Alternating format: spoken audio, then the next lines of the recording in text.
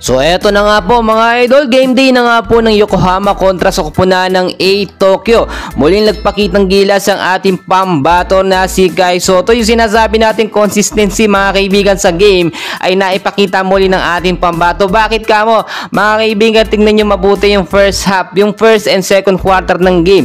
Napakaganda ng ginawa ng ating pambato na si Kai Sotto. Hindi lamang basta dunk party po yung nangyari dahil nakita nyo naman, no? Ang taas ng stats si Kai mga kaibigan. Meron po agad si Kai Sotto na 12 points, 3 rebounds at yung 8 points po doon puro dak pa, no? Puro dak-dak. At nakita naman natin consistency is the key, which is naipakita ni Kai Sotto sa laban kontra dito sa pang-rank 2 po na team na A Tokyo. Tingnan nyo mabuti kung paano binago ni Kai Sotto yung sistema ng play ng Yokohama nung pumasok siya sa loob, no? Or nung makapaglaro si Kai dito na sa laban kontra sa A Tokyo. Mga kaibigan, tignan nyo mabuti kung paano nagiging active na or nandun yung presence of mind ni Kai Sotto lagi sa game. Lagi siya nakaantabay sa bola at talagang tataas siya ng kamay para mapasahan ng bola dahil kumpiyansa si Kai Sotto na may ipapasok niya yung bola. So dati nakikita natin laging pinapasahan si Kai Sotto ng bola, hindi niya na ipapasok. But hindi na kagaya ngayon mga kaibigan. Ang ganda ng play, no? Talagang malinaw na si Kai Sotto mas nag-i-improve sa mga laban. Tingnan niyo mabuti nung first quarter mga kaibigan, no?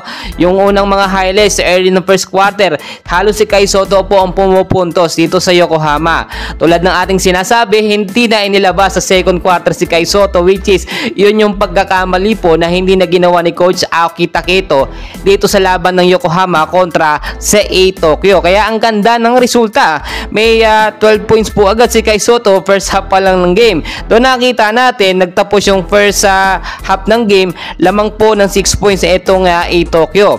Pero pagdating naman ng second half ng game, sa third and sa fourth quarter ng game, ang ganda ng performance muli ng ating pambato. Talagang unstoppable. Bakit ka mo mga kaibigan?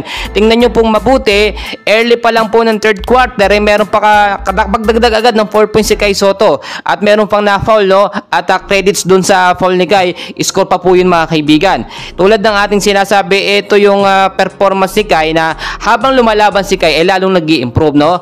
Kahit sabihin natin mataas yung standings ng kalaban nila, malakas sa komponan, hindi po yung iniisip ni Kai. Once kasi na iniisip po ng mga player ng Yokohama, especially ni Kai Sotto, malakas yung team na aming makakalaban, mapanghihinaan sila ng loob. Pero kapag pinakita lamang nila yung best nila sa paglalaro sa game, doon po lumalabas yung full potential ng ating pambato na si Kai Sotto, which is nakita. Sobrang digitan po mga kaibigan yung second half at halos talaga makahabol na sa score etong Yokohama dito sa third quarter ng game. Dahil po yan sa napakagandang depensa at opensa na pinapakita ni Kai. Iba po yung mga laruan ni Kai ngayon mga kaibigan.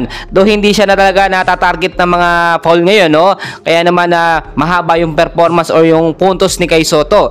At tignan nyo mabuti, etong A Tokyo nasa pang rank 2 pero hindi nila madepensahan yung mga dunk ni Kai Sotto, which is sa ibang team laging nabablocks, no? Si Kai Sotto, pero hindi pa rin nila mapigilan. Dahil nga po yun sa very unexpected at mas agresibong galaw ni Kai. Well mga kaibigan, napakaganda ng laban, especially itong Yokohama, at sa bawat laban, no, ay naipapakita nila kung anong meron sila. Kung anong meron si Kai Sotto, mas naipapakita. Well, tuloy-tuloy yung suporta sa ating pambato na si Kai Sotto. Sa mga susunod na game, back-to-back po itong laban ng A Tokyo at ng Yokohama. Abangan po muli natin bukas. And please don't forget to like and subscribe. Maraming salamat po.